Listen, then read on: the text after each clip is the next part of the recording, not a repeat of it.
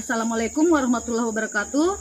Perkenalkan, saya Hadiana, calon guru penggerak angkatan 7 dari SMP Negeri 4 Muara Badak, Kabupaten Kutai Kartanegara. Kali ini saya ditemani oleh rekan saya, Bu Fitri. Beliau adalah guru bahasa Inggris di SMP Negeri 4 Muara Badak. Assalamualaikum Bu Fitri. Waalaikumsalam Ibu. Bagaimana kabar Ibu hari ini?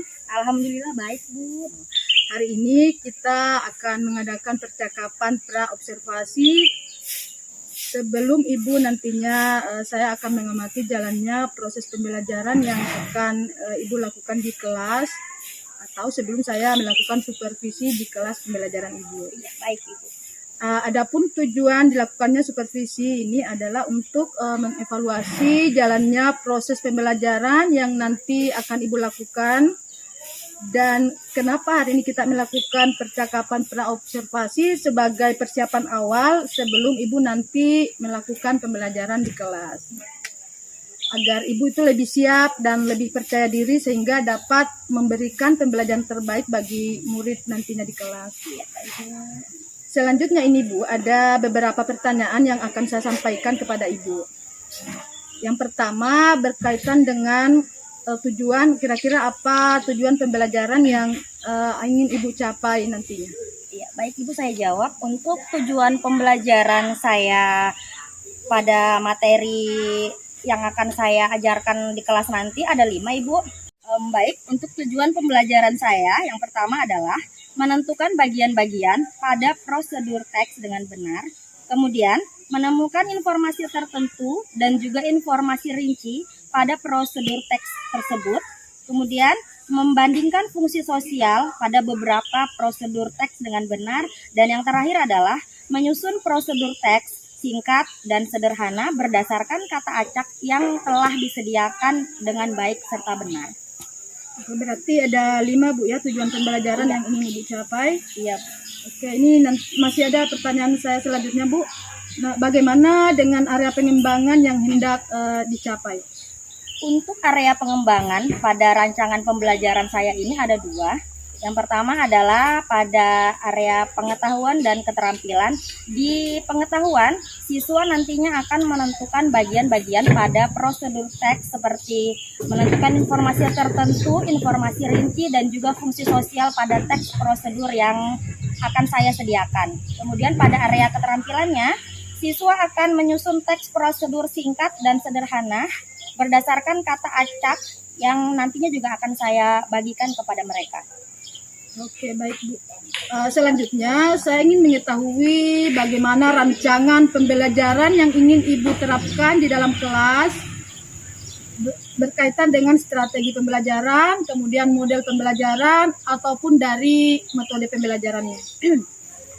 Untuk strategi pembelajarannya, pada pembelajaran ini saya akan menggunakan pembelajaran berdiferensiasi berdasarkan kesiapan belajar siswa yang akan diintegrasikan dengan pembelajaran sosial dan emosional. Dan kemudian setelah itu saya akan melakukan pembagian kelompok kepada peserta didik saya berdasarkan keterampilan, kemampuan, dan keaktifan mereka. Jadi nanti Ibu akan menggunakan strategi pembelajaran berdiferensiasi yang diintegrasikan dengan pembelajaran sosial emosional Bu ya. Ya, betul. Terus bagaimana dengan pembelajaran yang akan Ibu gunakan di kelas nanti? Medianya seperti apa yang akan nanti digunakan? Ya. Pertama untuk model pembelajarannya.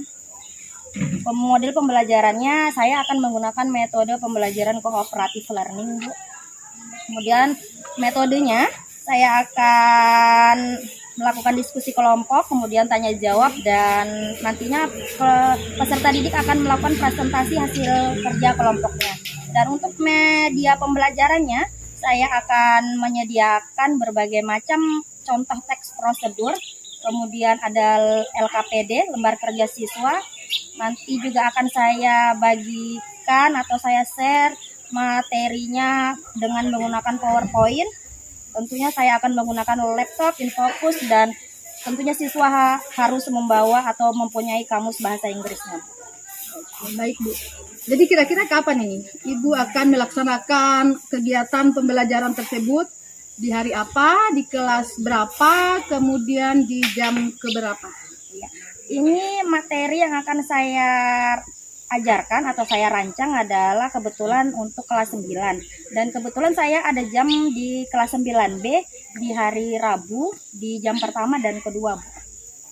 Oke, jadi nanti hari Rabu di kelas 9 jam pertama kedua, Bu ya? Iya, betul.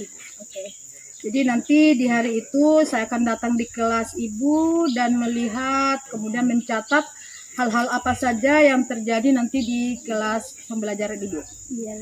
Nah, selanjutnya Bu, nanti setelah kita mengadakan kegiatan observasi di kelas, kita akan melakukan percakapan yang terakhir, yaitu kegiatan percakapan pasca observasi yang nantinya akan didampingi oleh pengajar praktik.